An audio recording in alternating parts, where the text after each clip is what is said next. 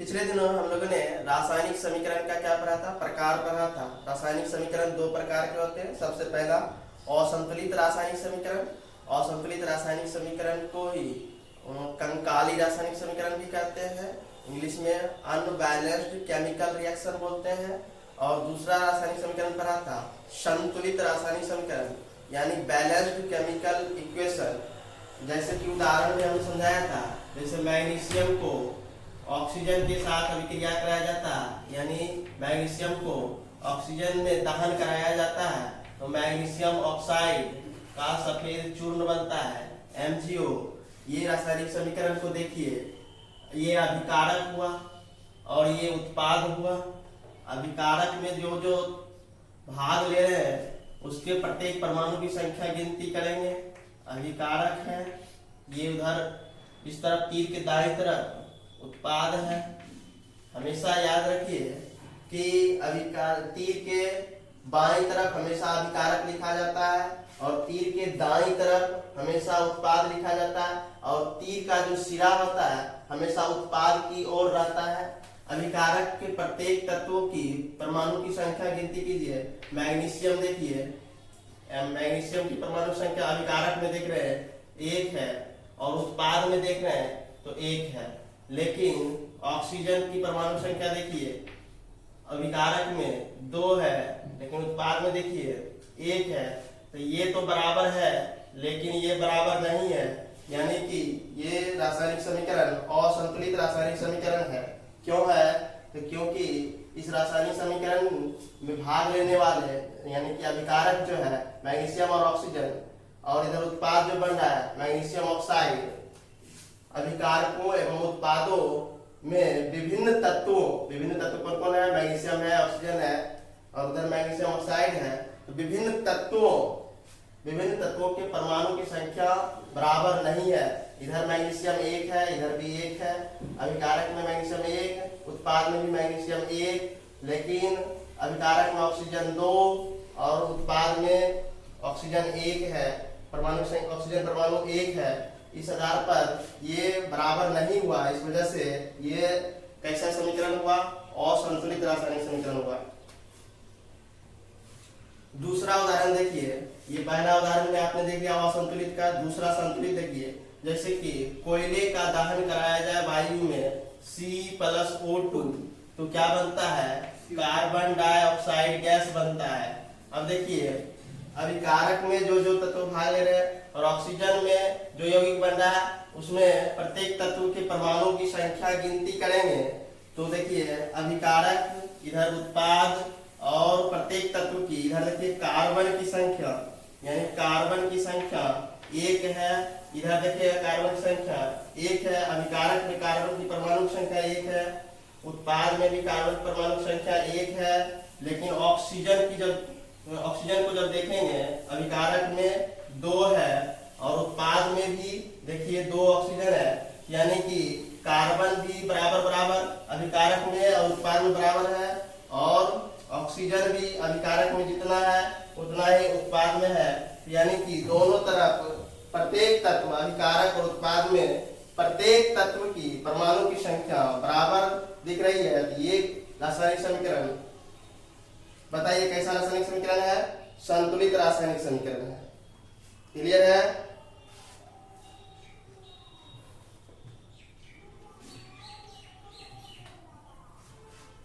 बोलिए, यहां तक क्लियर है? चलिए आगे बढ़िए। अब देखिए, रासायनिक समीकरण को संतुलित करना क्यों आवश्यक है? बार बार आपको असंतुलित रासायनिक समीकरण कहीं भी मिलेगा तो उसको आपको हमेशा संतुलित करके लिखना है। ध्यान रहेगा। संतुलित तो क्वेश्चन पूछ सकते हैं कि संतुलित करना क्यों आवश्यक है, पूछ सकते हैं कि नहीं पूछ सकते, बताओ। तो रासायनिक समीकरण को संतुलित करना क्यों आवश्यक है? तो एक उदाहरण फिर से देखिए, फिर वही उदाहरण देखिए। जैसे magnesium Mg plus oxygen O2 और बन रहा है मैग्नीशियम ऑक्साइड MgO। देखिए ध्यान से देखिए, मैग्नीशियम का द्रव्यमान कितना होता है? प्रत्येक का हम द्रव्यमान देख रहे हैं। देखिए मैग्नीशियम का द्रव्यमान कितना होगा, बोलिए।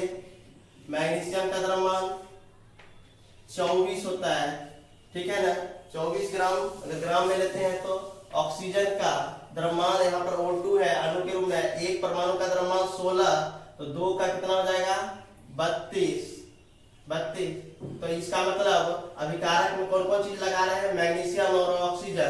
तो मैग्नीशियम 12 ग्राम, ऑक्सीजन 32 ग्राम, तो दोनों को जोड़ दीजिए, कितना आप कुल अभिकारक में कितना लगा रहे हैं द्रव्यमान, तो बताइए 24 और 32 को जोड़ करके, हाँ चलिए 56 ग्राम आपने लगा लिया। यानी कि अगर ग्राम में ले तो सब ग्राम में ही ले रहे हैं, 56 ग्राम आपने अभिकारक में लगाया। लेकिन देखिए उत्पाद में मैग्नीशियम कितना है, इसका द्रव्यमान अगर हम निकाले मैग्नीशियम ऑक्साइड का तो 24, और ऑक्सीजन यहाँ पर परमाणु के रूप में है, देखिए मैग्नीशियम ऑक्साइड MgO, तो 24 अब प्लस कितना 16, 24 प्लस 16 कीजिएगा कितना आएगा बताइए 40, यानी कि 40 ग्राम यहाँ पर आ रहा है।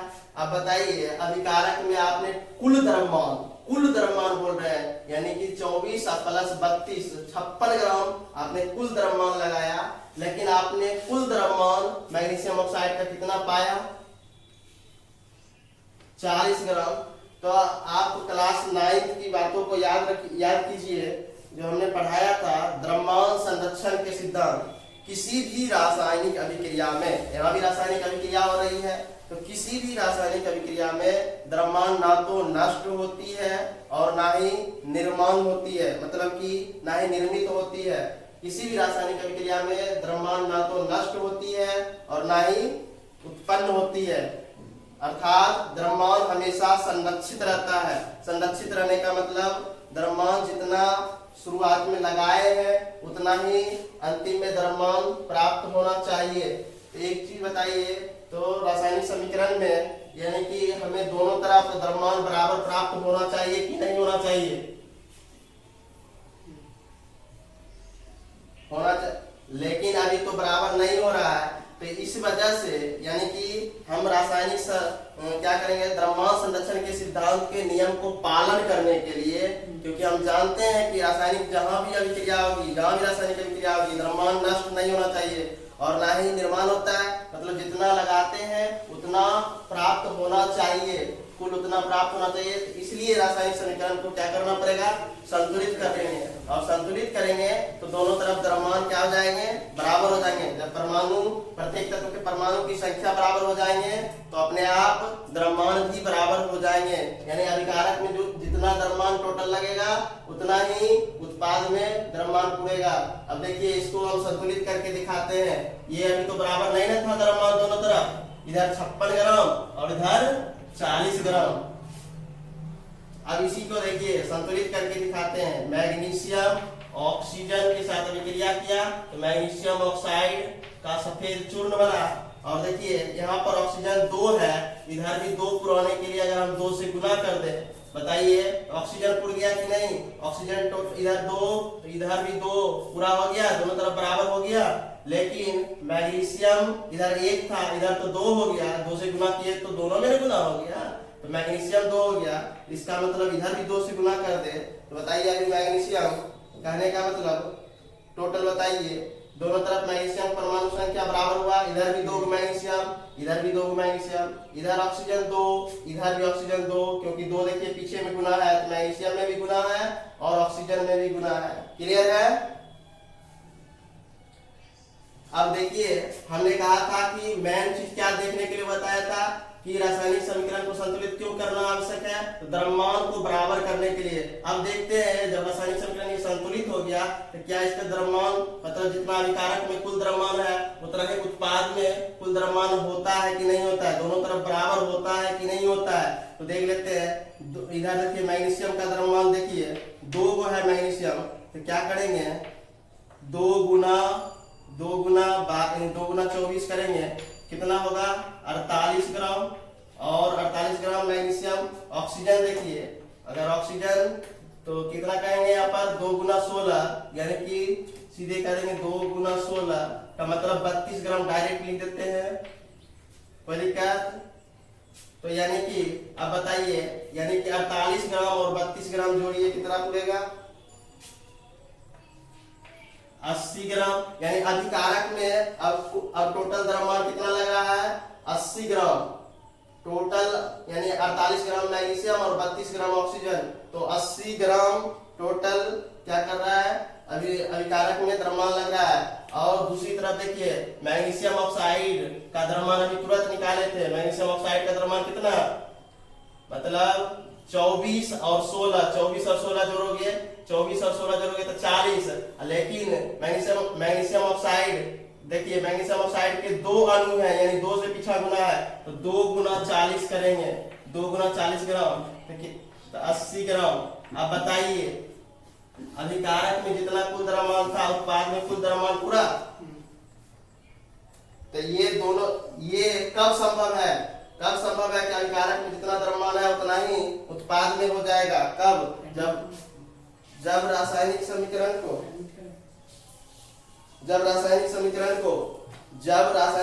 को अगर संतुलित कर देंगे तब ये बात संभव है।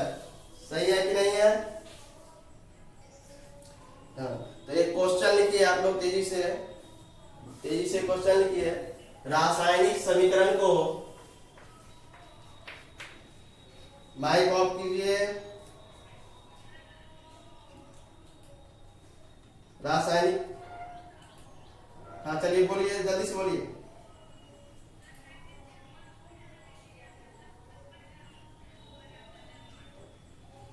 मैग्नीशियम और ठीक है 56 ग्राम यहाँ बन रहा है। जब असंतुलित था, जब इसको हमने संतुलित किया तो 80 ग्राम हुआ।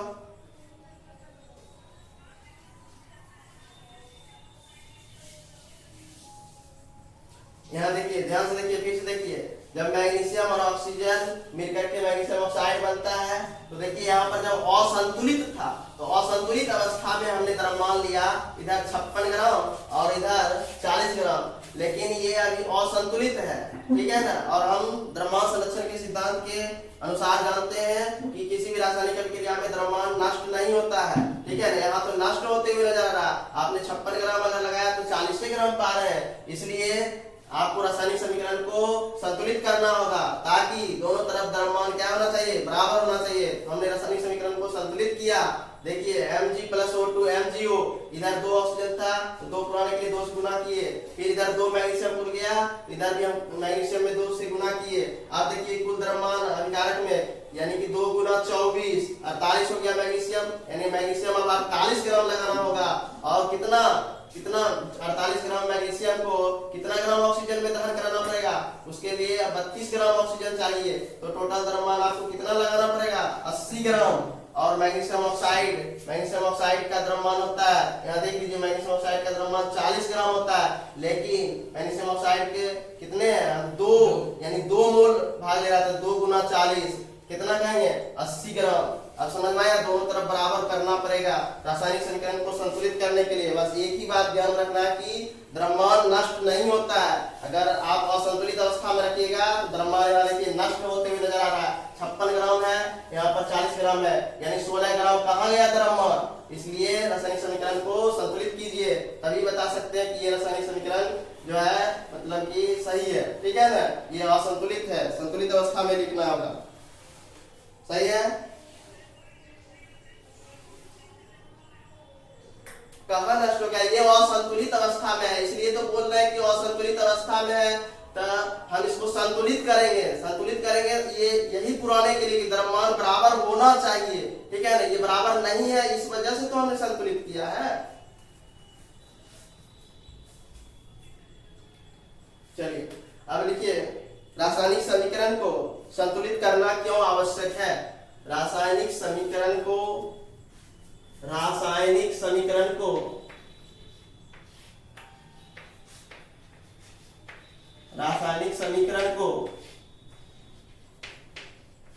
संतुलित करना क्यों आवश्यक है? रासायनिक समीकरण को संतुलित करना क्यों आवश्यक है?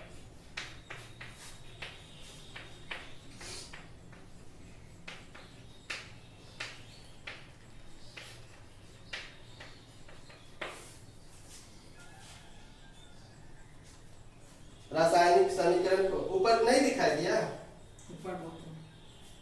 चलिए लिख लीजिए। रासायनिक समीकरण को, क्वेश्चन तो लिखा दिए, रासायनिक समीकरण को संतुलित करना क्यों आवश्यक है। देखिए, चूंकि द्रव्यमान संरक्षण के सिद्धांत, चूंकि द्रव्यमान संरक्षण के सिद्धांत, चूंकि द्रव्यमान संरक्षण के सिद्धांत के अनुसार, चूंकि द्रव्यमान संरक्षण के सिद्धांत के अनुसार किसी भी रासायनिक अभिक्रिया में, किसी भी रासायनिक अभिक्रिया में, किसी भी रासायनिक अभिक्रिया में द्रव्यमान ना तो नष्ट होती है, द्रव्यमान ना तो नष्ट होती है और ना ही उत्पन्न, द्रव्यमान ना तो नष्ट होती है और ना ही उत्पन्न, ना ही उत्पन्न, ना ही उत्पन्न, अर्थात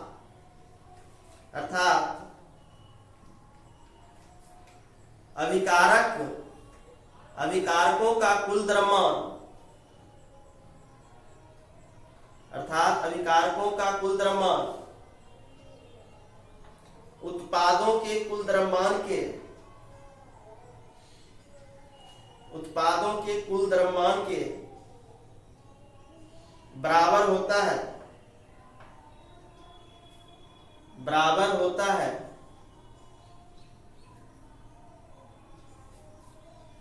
पूर्ण विराम।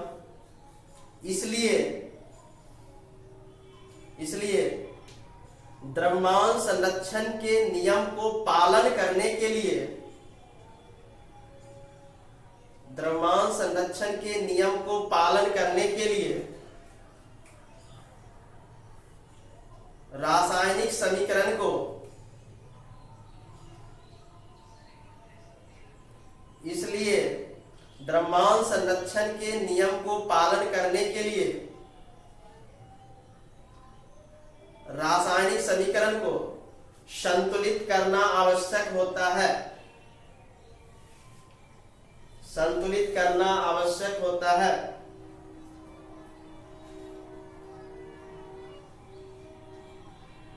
संतुलित करना आवश्यक होता है।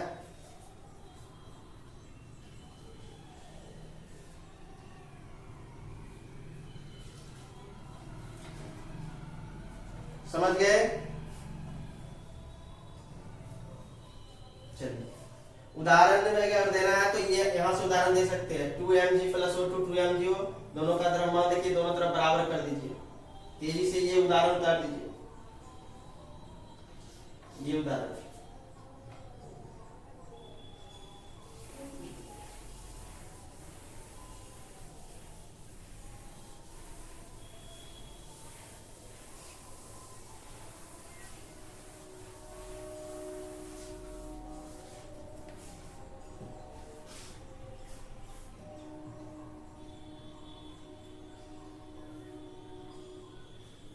चलिए आगे बढ़िए। अब रासायनिक समीकरण को हम लोग ये तो जान गए कि संतुलित करना क्यों जरूरी है। किसी भी कंकाली रासायनिक समीकरण को हमेशा आप संतुलित करके लिखिएगा। क्यों? क्योंकि दोनों तरफ द्रव्यमान बराबर करना होगा, ठीक है ना। क्योंकि हम जानते हैं रासायनिक समीकरण में कोई भी रासायनिक अभिक्रिया होती है तो द्रव्यमान नष्ट नहीं होना चाहिए और ना ही एक्स्ट्रा बनता है। जितना द्रव्यमान कुल लगाते हैं उतना ही हमें प्राप्त होना चाहिए, इसलिए संतुलित करना आवश्यक हो जाता है। तो रासायनिक समीकरण को संतुलित करने की कितने विधियां हैं, तो हम लोग यहाँ रासायनिक समीकरण को संतुलित करने की मूल 2 विधियां पढ़ेंगे, ठीक है। तो लिखिए रासायनिक समीकरण को स्टार लगा के लिखिए। रासायनिक समीकरण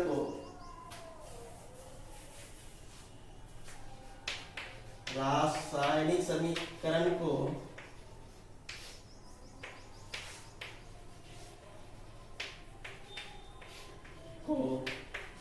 दो सामान्य विधियों से विधियों से संतुलित किया जाता है।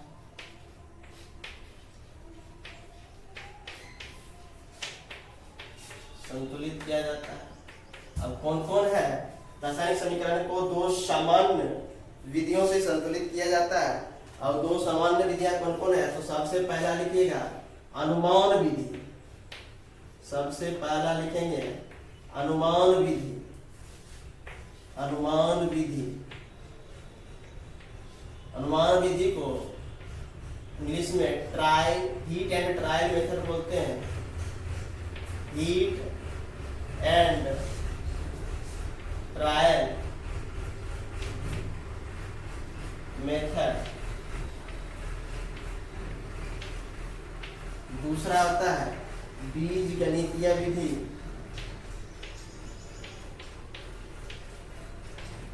बीज गणितीय विधि,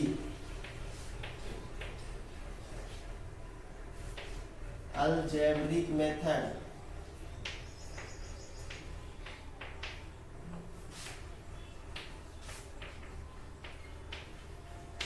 अलजेब्रिक मेथड।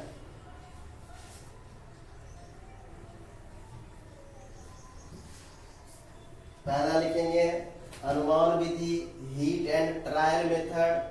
दूसरा लिखेंगे बीज गणितीय विधि, अलजेब्रिक मेथड।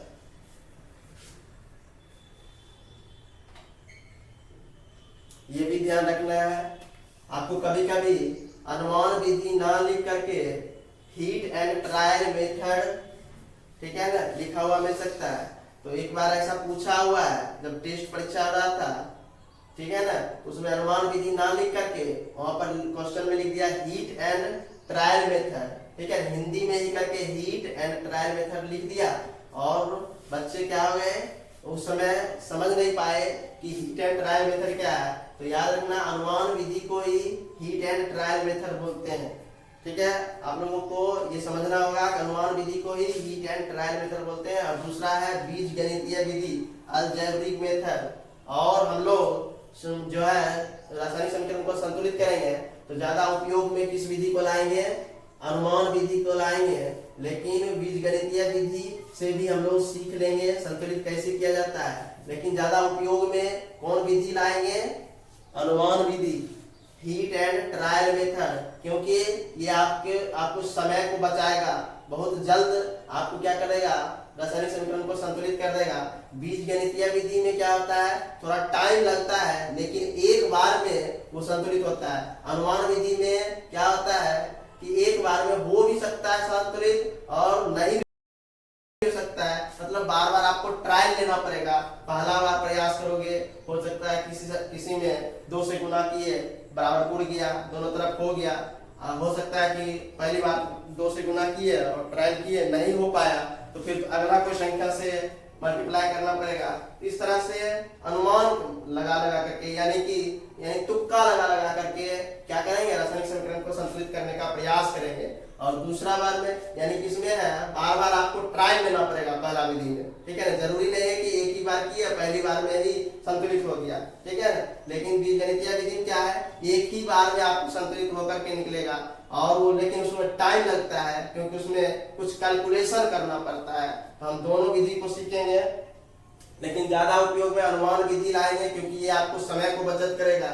बहुत कम समय में आपको संतुलित करके सिर्फ जो है स्थिर दिमाग से सोच करके बनाएंगे तो तुरंत आपको अनुमान विधि से संतुलित समीकरण बन के निकलेगा, ठीक है। तो सबसे पहला हेडिंग लगा लीजिए अनुमान विधि, हीट एंड ट्रायल मेथड। उसके बारे में पहले हम लोग सीखेंगे कैसे हम लोग समझते हैं। इसका भी कुछ जो है रूल रेगुलेशन है, उसको ध्यान में रखते हुए करेंगे तो आसानी से तुरंत संतुलित हो जाएगा। अनुमान विधि में कुछ स्टेप है, क्या करना चाहिए। तो सबसे पहला देखिए अनुमान विधि लिखकर रख दीजिए। सबसे पहला स्टेप क्या करना है, इसमें स्टेप बाय स्टेप काम करना है। सबसे पहले आप कोई भी रासायनिक अभिक्रिया के बारे में बताएगा तो उसको आप शब्द समीकरण में लिख लेंगे। सबसे पहला स्टेप क्या करना है, शब्द समीकरण लिख लेना है। शब्द समीकरण लिख लेना है।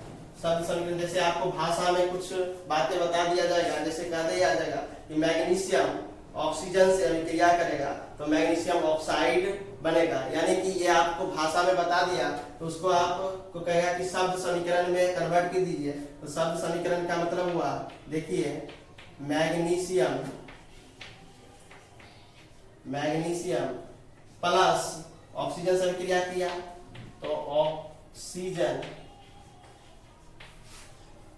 और कह रहा था मैग्नीशियम ऑक्साइड बनेगा, यहां लिखेंगे मैग्नीशियम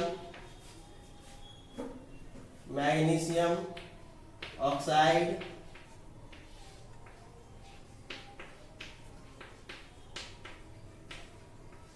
मैग्नीशियम ऑक्साइड, यही हुआ शब्द समीकरण। सबसे पहला काम क्या करना पड़ेगा, स्टेप 1 में शब्द समीकरण लिखना पड़ेगा। दूसरा स्टेप में क्या करना पड़ेगा, इसका जो है कंकाली, पहला स्टेप में शब्द समीकरण, दूसरा स्टेप में कंकाली समीकरण लिखना पड़ेगा।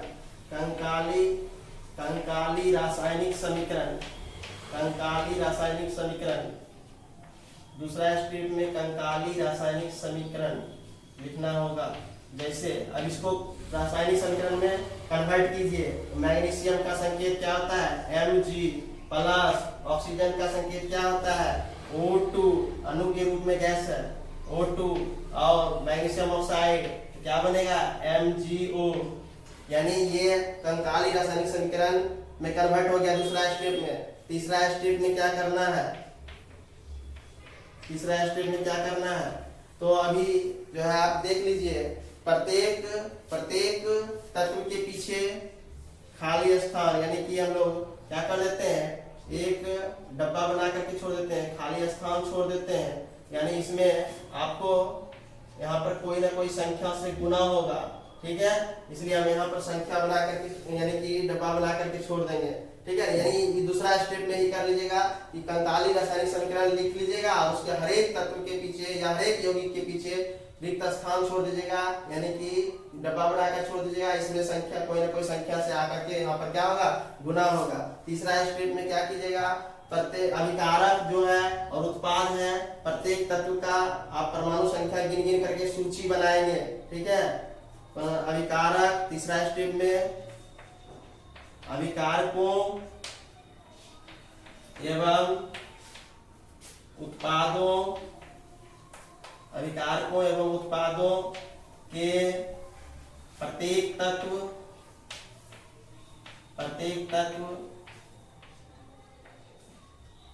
तत्व की परमाणु संख्या की सूची बनाएंगे, टेबल बनाएंगे।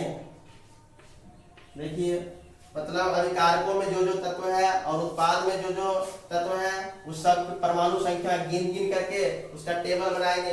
देखिए, अभिकारक में और उत्पाद में क्या कौन कौन सा तत्व है उसको देखिए। तो हम लोग यहाँ पर ऊपर में लिखे हैं,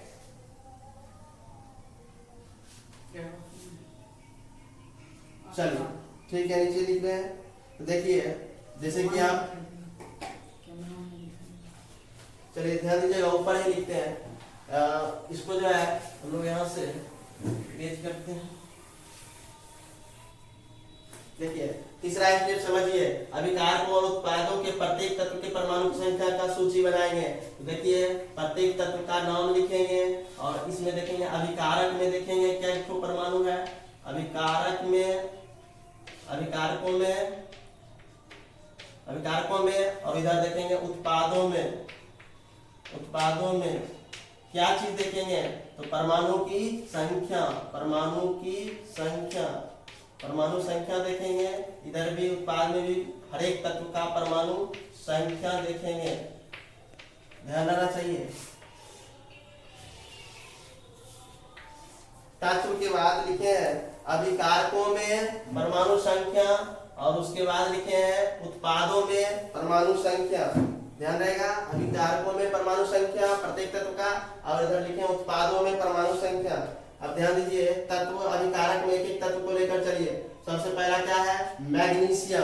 तो मैग्नीशियम तत्व ले रहे हैं और मैग्नीशियम का बताइए अभिकारक में क्या परमाणु, देखिए एक है, कहीं पर भी एक के अलावा कहीं कोई दूसरा संख्या नहीं है। मैग्नीशियम परमाणु संख्या एक है अभिकारक में। उत्पाद में देखिए, उत्पाद में भी एक ही है मैग्नीशियम, एक ही मैग्नीशियम है तो एक लिख दिए। लेकिन अब देखिए दूसरा परमाणु कौन, दूसरा तत्व कौन है, ऑक्सीजन। ऑक्सीजन मतलब O तत्व के रूप में रखिए, O तत्व लिख रहे हैं तो O, मैग्नीशियम MgO। उसके बाद संख्या गिनती कीजिए तो मैग्नीशियम देखिए 2 है, यहाँ पर 2 है, यानी अभिकारक में 2, लेकिन उत्पाद में देखिए, उत्पाद में सिर्फ और सिर्फ ऑक्सीजन 1 है, यानी कि यहाँ पर ये पता चल गया कि ये रासायनिक समीकरण असंतुलित है, क्योंकि मैग्नीशियम बराबर बराबर है लेकिन ऑक्सीजन बराबर नहीं है दोनों तरफ, इसलिए असंतुलित है। तीसरा स्टेप में यही चीज का टेबल बना करके देखना था, ठीक है।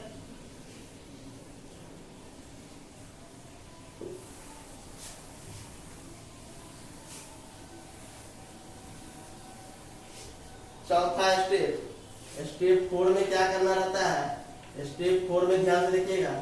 स्टेप 4 में कहता है कि सबसे, अब ये पता चल गया कि ये रासायनिक समीकरण असंतुलित है, इसको संतुलित करना होगा। तो चौथा स्टेप में संतुलित कैसे करेंगे, इसका रूल है कि पहले हम लोग देखेंगे उस तत्व को संतुलित करने का प्रयास करेंगे जिसकी परमाणु संख्या काफी ज्यादा हो, यानी कि यहाँ पर देख लीजिए कि यहाँ जो है ऑक्सीजन के 2 परमाणु है, यानी कि ज्यादा, सबसे ज्यादा नजर आ रहा है ऑक्सीजन ही, और अभिकारक में 2 नजर आ रहा है, तो उत्पाद में भी 2 पूर्णा चाहिए। इसके लिए हमको क्या करना पड़ेगा, यहाँ 2 है, इसमें कितना से गुना करें कि 2 हो जाएगा, बताइए। हाँ, अभिकारक में अगर ऑक्सीजन, सबसे पहले याद रखिए चौथा स्टेप में क्या करना है, अधिक सबसे पहले उस तत्व को कोशिश करेंगे संतुलित करने का। सबसे पहले उस तत्व को संतुलित करेंगे जो जटिल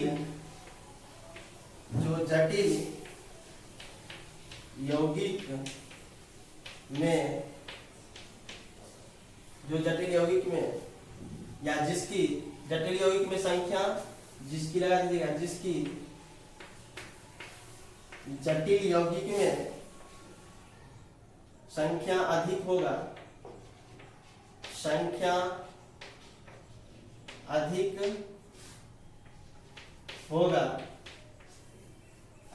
उसको पहले संतुलित करने की कोशिश करेंगे। सबसे पहले उस तत्व को संतुलित करने की कोशिश करेंगे जिसकी कोई जटिल, अगर कोई वहां पर यौगिक आया है उसमें, लेकिन कोई परमाणु जो है उसकी संख्या अधिक आया है, तो उसको संतुलित सबसे पहले करेंगे, ठीक है ना। यानी कि आपको उस टेबल में देख लेना है कि सबसे ज्यादा कौन तत्व की संख्या आया है, किस तत्व की परमाणु संख्या ज्यादा आया है, सबसे पहले उसको बराबर करने की कोशिश करेंगे। उसके बाद जो है फिर जो है जब संतुलित करने के लिए कुछ न कुछ संख्या से, जैसे यहाँ पर मान लीजिए 2 आया है, सबसे ज्यादा यही नजर आ रहा है, इसको हम लोग क्या करेंगे, 2 से इधर गुना करेंगे। जब 2 से इसमें गुना करेंगे तो 2 से गुना करेंगे तो यहाँ भी गुना हो जाएगा और यहाँ भी गुना हो जाएगा, दोनों में गुना। याद रखिए जब यहाँ हम लोग 2 से गुना कर रहे थे, इसमें गुना करेंगे तो ये तो दूर उड़ जाएगा, लेकिन जब यहाँ फिर इसमें दोनों में गुना हो जाएगा, क्योंकि एक ही यौगिक बन रहा था उत्पाद में, तो दोनों में गुना हो जाएगा, और जब दोनों में गुना हो जाएगा तो फिर यहाँ 2 उड़ जाएगा। ध्यान दीजिए, हम लोगों ने कहा कि इसमें 2 से गुना कर दीजिए, तो यहाँ तो ऑक्सीजन ही ठीक है, ये 2 से गुना किए तो बराबर हो गया, लेकिन इसमें भी 2 हो गया। अब बताइए ये 2 हो गया, इसको फिर क्या करना पड़ेगा, यहाँ भी आपको 2 से गुना करना पड़ेगा, समझ रहे हैं ना, बताइए। चलिए अब उदाहरण के माध्यम से समझिए। चौथा स्टेप लिख लिए, देखिए उदाहरण के माध्यम से समझिए कैसे इस चीज को संतुलित करना होगा। जैसे, और हो सकता है कि आप किसी एक तत्व को संतुलित कीजिएगा तो कोई दूसरा तत्व की परमाणु संख्या असंतुलित दिखेगा, तो उसको फिर संतुलित करने के लिए फिर किसी न किसी संख्या से गुना करना पड़ेगा, ठीक है ना। ऐसा होता है कि कभी कभी एक चीज को बराबर करते हैं, संतुलित करते हैं, तो दूसरा चीज असंतुलित अवस्था में रहती है, ठीक है। उसको फिर संतुलित करने के लिए फिर से कोई ना कोई संख्या से गुना करना पड़ता है। तो चलिए हम लोग फिर इस समीकरण को देखिए उदाहरण में कैसे संतुलित करेंगे। हमने यहाँ पर समझा दिया, जैसे कि मैग्नीशियम Mg+O2 था, और ये देखिए MgO। अब इसको डायरेक्ट यहाँ से देख करके, टेबल देख करके कीजिए, या डायरेक्ट यहाँ देख कर कीजिए। यहाँ पर देखिए सबसे ज्यादा खुशबू कुमारी माइक ऑफ करो। सबसे ज्यादा ऑक्सीजन की परमाणु संख्या अभिकारक में दिख रही है। मैग्नीशियम तो एक ही दिख रही है, ऑक्सीजन यहाँ 2 दिख रही है, यहाँ मैग्नीशियम 1 दिख रही है, यहाँ ऑक्सीजन 1 दिख रही है। तो सबसे ज्यादा अभिकारक में हमें किस चीज की संख्या दिख रही है? ऑक्सीजन परमाणु की संख्या दिख रही है। तो इसको बताइए, इधर 2 है, इधर 1 ही तो ऑक्सीजन है, तो बराबर करने के लिए क्या करना पड़ेगा? सबसे पहले बताइए, इसको इस ऑक्सीजन को बराबर करने के लिए इधर भी 2 पुराना होगा, तो 2 पुराने के लिए हम 2 से पीछा में गुना कर देंगे। जो रिक्त स्थान यानी डब्बा बना के छोड़े थे उसमें 2 से गुना कर देंगे, 2 रख देंगे, हो जाएगा। चलिए अब देखिए, अब तुरंत मेरा दिमाग इस पर चलना चाहिए कि अगर हम इसमें 2 से गुना करते हैं तो इसमें कौन कौन तत्व था? मैग्नीशियम भी था, ऑक्सीजन था। चलिए हमने 2 से गुना किया ऑक्सीजन को पुराने के लिए, लेकिन इसमें तो मैग्नीशियम भी है, तो क्या देखिए मैग्नीशियम में भी इसमें 2 से गुना हो गया, तो क्या मैग्नीशियम 2 इधर उड़ गया, इधर क्या 2 है? तो दिख रहा है इधर दिख रहा है मैग्नीशियम 2 नहीं है, तो फिर इसको भी बराबर करने के लिए बताइए क्या करना पड़ेगा? इधर भी 2 से गुना करना पड़ेगा। तो इस इधर भी हम 2 से गुना कर देंगे। समझ में आ गया? चलिए तो हम कुछ उदाहरण, एक और उदाहरण दे दें, एक और उदाहरण, ठीक है, एक और उदाहरण। आप देखिए इसको हम मिटाते हैं।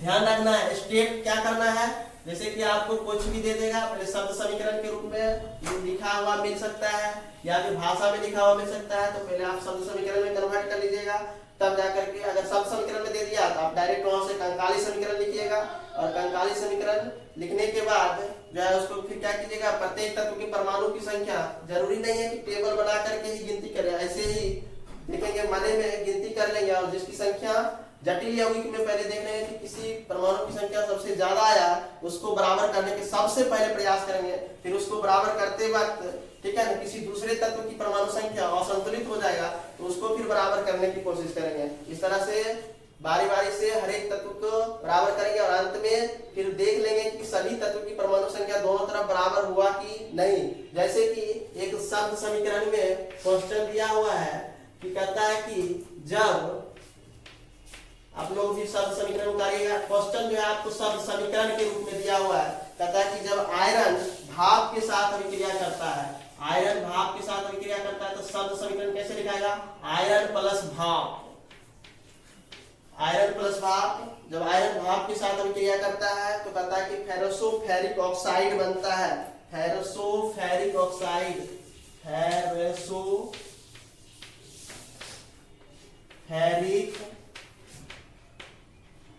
ऑक्साइड बनता है, फेरोसोफेरिक ऑक्साइड बनता है, और साथ में क्या बनता है? तो हाइड्रोजन गैस बनता है, साथ में हाइड्रोजन गैस बनता है, ये याद रखना है, हाइड्रोजन गैस बनता है। अब देखिए आयरन का, अब इसको जो है कंकाली समीकरण में कन्वर्ट कीजिए। कंकाली समीकरण मेन चीज है, कंकाली समीकरण लिखना, शब्द समीकरण को कन्वर्ट कीजिए कंकाली समीकरण में। तो आयरन का सिंबल क्या होगा बताइए साथ साथ? Fe प्लस भाप, भाप का सिंबल क्या होता है? हाँ, जल का ही जो है गैसीय रूप है भाप, जल का ही गैसीय रूप है भाप, तो जल का भी सूत्र होगा, ठीक है ना, जल का भी सूत्र H2O ही होता है, और भाप का भी सूत्र H2O ही होता है। जल का 3 रूप है, ठोस, द्रव, गैस, ठीक है ना। गैसीय रूप में भाप है जल का, और ठोस रूप में बर्फ है, तो बर्फ का भी सूत्र पूछेगा तो H2O ही बोलना है, जल का भी सूत्र पूछे तो H2O ही बोलना है, और भाप का भी सूत्र पूछे तो यही बोलना है, क्योंकि जल का ही तीनों रूप है, भाप, बर्फ और पानी, तीनों मतलब 3 अवस्था में है, लेकिन सूत्र एक ही होगा, रासायनिक सूत्र जल का H2O ही होता है। अब ये कहता है फेरोसोफेरिक ऑक्साइड, तो देखिए फेरोसोफेरिक ऑक्साइड का Fe3O4 होता है फेरोसोफेरिक ऑक्साइड का सूत्र, और साथ में हाइड्रोजन गैस, तो हाइड्रोजन गैस के लिए H2, और ध्यान रखिएगा सबके पीछे थोड़ा थोड़ा जगह रहना चाहिए, क्योंकि यहाँ पर जो है यानी कि कोई न कोई संख्या से गुना होगा, यहाँ हम खाली स्थान में डब्बा बना देते हैं, अगर कोई भी संख्या आएगा किसी संख्या, इसी में नंबर दिखाएगा, ठीक है।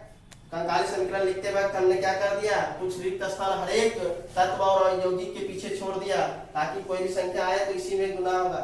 अब देखिए सबसे ज्यादा हम लोग टेबल नहीं बनाते हैं, लेकिन प्रत्येक तत्व को पहले एक बार देख लेते हैं एक नजर से। क्या देखिए, लोहा इधर 1 है, यानी आयरन 1, आयरन की परमाणु 1 है। क्या इधर कितना है उत्पाद में, 3 है, तो आयरन बताएं। तो यहाँ से स्पष्ट हो गया ये रासायनिक समीकरण संतुलित नहीं है।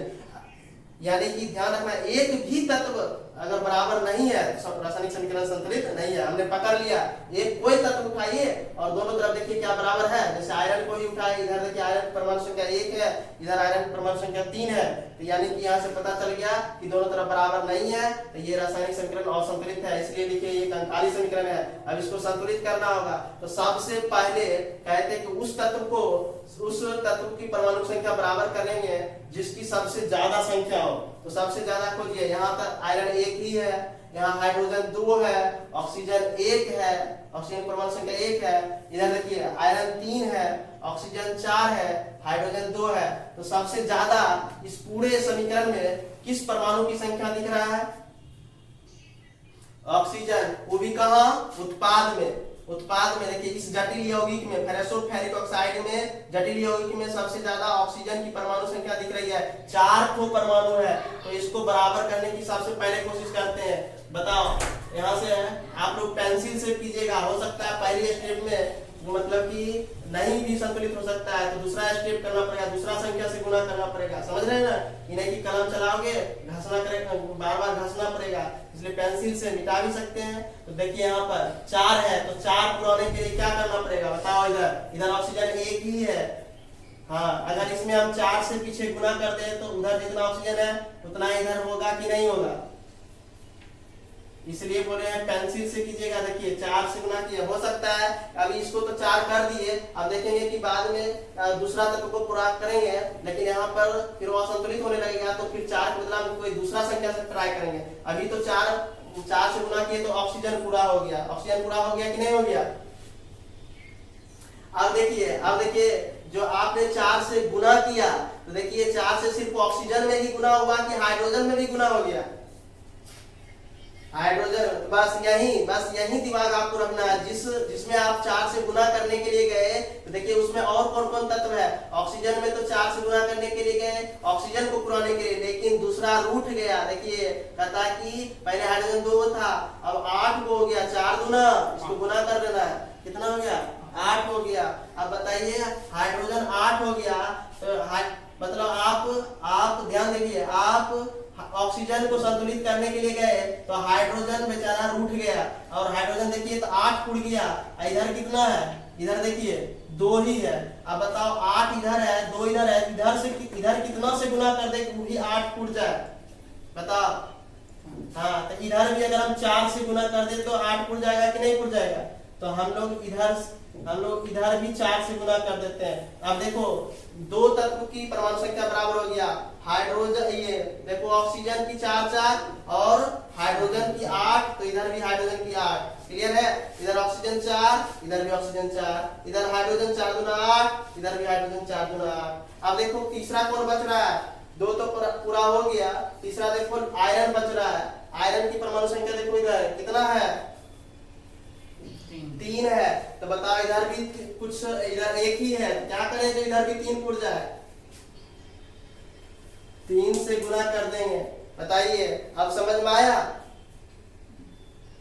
चलिए यहाँ पर कुछ नहीं लिखेंगे, तो यहाँ पर इसी तरह से, तो लास्ट में हम लोग फाइनली संतुलित समीकरण ऐसे लिख लेंगे, डब्बा हटा करके 3Fe + 4H2O। यहाँ पर कुछ नहीं है तो कुछ नहीं लिखेंगे, Fe3O4 + 4H2। अब बताइए ये रासायनिक समीकरण संतुलित है। एक बार देख लीजिए, 3 गो लोहा, 3 लोहा, 4 दूना 8 हाइड्रोजन, 4 दूना 8 हाइड्रोजन, 4 ऑक्सीजन, 4 ऑक्सीजन, सारे तत्वों की परमाणु संख्या बराबर हो गई। ठीक है, चलिए आप लोग यहाँ तक समझ गए। ठीक है, आज की क्लास यहीं तक रहना चाहिए। ठीक है, अगले दिन हम लोग फिर से जो है रासायनिक समीकरण को संतुलित करने का जो दूसरा विधि है, बीजगणितीय विधि है, वो समझाएंगे।